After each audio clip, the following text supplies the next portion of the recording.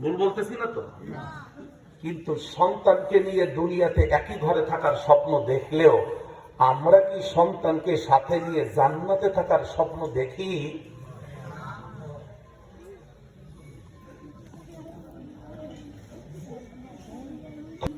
আমাদের সন্তানরা আমাদের ঘরে ঘুমায়, আমাদের টাকা দিয়ে কামাই করে কষ্ট করে অর্জন করা টাকার ঘর বানানো, খাট বানানো, ফ্যান ঝুলানো, এসি লাগানো। কথা বলো। ঘর বাড়ি তৈরি করেছি কিছু জাহান্নামী মানুষকে শোয়ানোর জন্য, খাওয়ানোর জন্য। তাহলে আমাদের সন্তানেরা কোথায় যাচ্ছে? রাগ করবেন না বাবাজিরা, যারা যুবক, আমি আপনাদের কাছে বলছি, আপনারা রাগ করবেন, আপনারাও একটু পরে বাবা হবেন, আপনারাও একটু পরে বাবা হবেন। কারণ বিবাহের জন্যই তো বৌমা খুঁজতে দৌড়াচ্ছেন,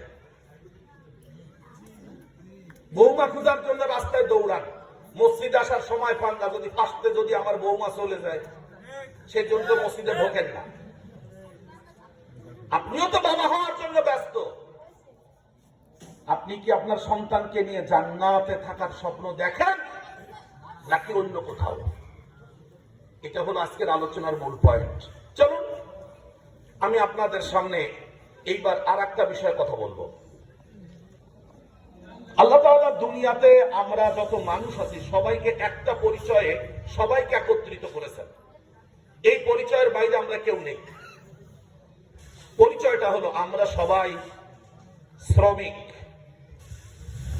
শ্রমিক, লেবার। আমি বাগেরহাট জেলার রামপাল থানার মানুষ। আমাদের আঞ্চলিক ভাষায় বলে কিসের?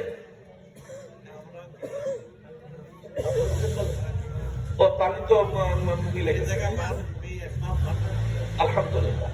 তাহলে আমরা পৃথিবীতে যত মানুষ আছি আমাদের সবার একটা পরিচয়, সবাই এক, নারী পুরুষ ছোট বড় সবার একটা পরিচয়, আমরা সবাই শ্রমিক। সুন্দর বাংলায় কি বলেছি? শ্রমিক। সবাই বলেন তো আমরা কি?